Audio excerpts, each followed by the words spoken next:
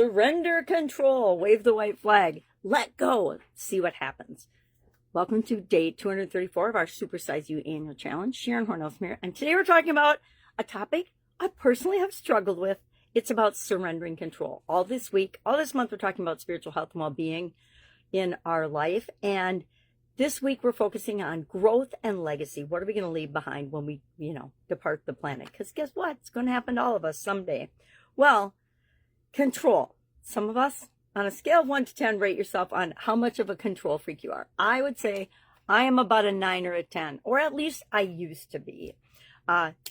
There's a spiritual paradox that when we do our best work and we let go of the outcome, I like to say detach instead of surrender. I don't like the word surrender because to me it's like giving up or quitting or throwing in the towel or surrendering, waving the white flag and giving up on something.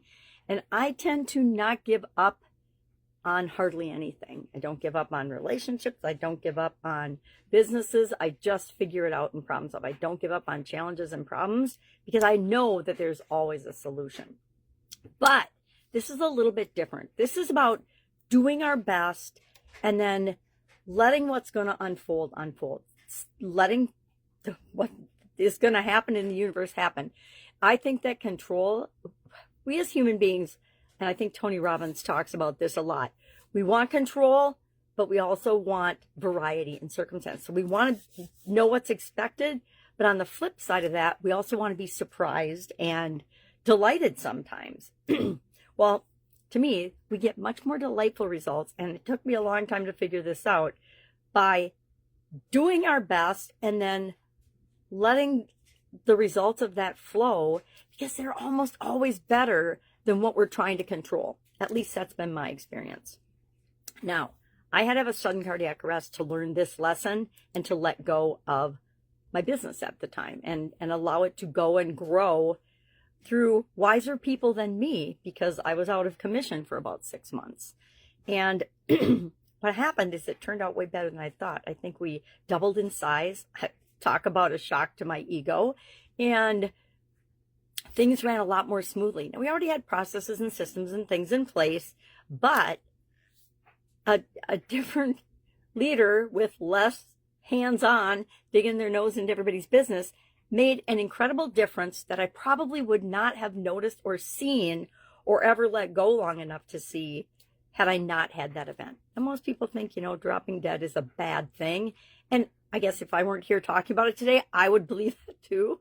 And everybody in my family would believe that too. But it taught me so many things, and it let me give myself permission to let go of the reins on things and explore things that I'd always been interested in and wanted to know more about, but never had the time or the energy to look into. So I believe there's always a solution, and there's always an upside to anything, even the bad things that happen in our life. There's always something, if we learn the lesson from that can be taken and built upon for our future. Surrendering doesn't mean giving up. I know it feels like it to some of us, and that's just based on our past experiences and our beliefs about certain circumstances and how we define things.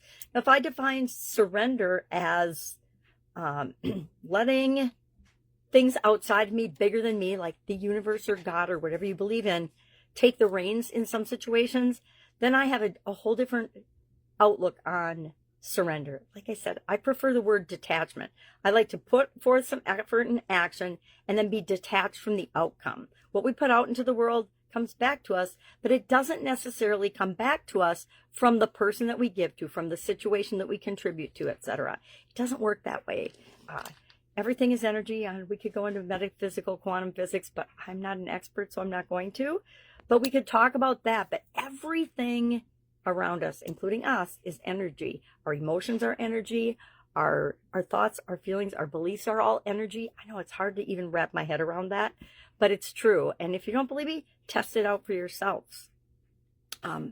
Anxiety and frustration for me, it was mostly frustration. I don't consider myself an anxious person, but boy, can I get frustrated. And boy, have I had frustration eat away at me in a lot of circumstances, which is probably another reason that I had the sudden cardiac arrest, because I didn't realize that frustration is actually expecting something in the present moment to be different than it is. Well, talk about an exercise in futility. I've made it super duper easy to be frustrated. Therefore, I was frustrated all the time. And if I was frustrated all the time, I was judging that the situation wasn't like it should be. And then I was always upset. Not anxious, but usually PO'd, right? Usually upset about something that wasn't happening fast enough or how I wanted it to. Guess what? That's all about detaching from the outcome, letting go, and surrendering. I know. There's that S word again. So what are we going to do with this today? I challenge you to identify one situation you have got your mitts on and you're gripping to control, and especially control the outcome. The truth is, there are so many factors that come into play in any situation that we're involved in as humans. To think that we can control the outcome, it's like thinking we can control the weather. Come on. Seriously, we can react to it and respond to it. We can control our response and our reaction to things, but that is about it, right? We can set things in motion, but we don't have absolute control over hardly anything in our life except ourselves, how we choose to experience things, how we choose to think about things, how we choose to live our life. We have control over those things, but otherwise, anything that anything else or anybody else can influence outside of us, we need to be detached from that outcome because there's no guarantee, right? There's only a couple guarantees in life. We're going to die. Everybody's going to die. Sorry, deliverer of bad news, but we all know it. We just don't necessarily think about it very often, but we're all going to. So if we live our life to the best of our ability, we be the best possible person we can. That's about what we can expect. And how will that impact other people? What kind of a legacy will that lead to? We don't get to control that, right? It's just outside of our control. So maybe some questions to think about today. Excuse me, itchy nose. I need coffee. What is something that you are holding on to so tight and trying to control every aspect of? What would happen if you let go of that? What would happen if you said, hey, I've done my best. Now I'm just going to let this go. I'm going to detach myself from the outcome and I'm going to see what happens. Also think about, has there been a time in your life when you did that? You did something, you put in your best foot. I think of school a lot because we had deadlines and timelines, and in different jobs and things I've had in businesses. We had different times and deadlines for things, and we would do our best up to the point we turned it in, but we had no control over how our professor was going to grade that paper or how our boss was going to look at that proposal or report, or how, investors or potential partners were going to look at and see a proposal that we put forth for a business or something. We don't have any control over that. It's like getting hired for a job or not. We put our best self out there. We share our experience. And if we're a fit for the organization and all kinds of other things in the universe align, we get the job. But if we don't, that really doesn't say anything about us. It just says something about the company, and they didn't think we were the right fit for the position that they were filling at the time. That doesn't have anything to do with us as a human being or how worthy we are or whether we deserve the job or not. And how we react and respond to that is entirely up to us. And that is what builds our character and determines what kind of a human being we're going to be, which is what really growth and our legacy is all about. Are we setting a good example for other people? So today, share in the comments below one situation that you are going to do your best and then just let go of and see what happens. And then report back what actually happened. What was the result of that? Not without you controlling it. You don't get to control it. Hands off. All right.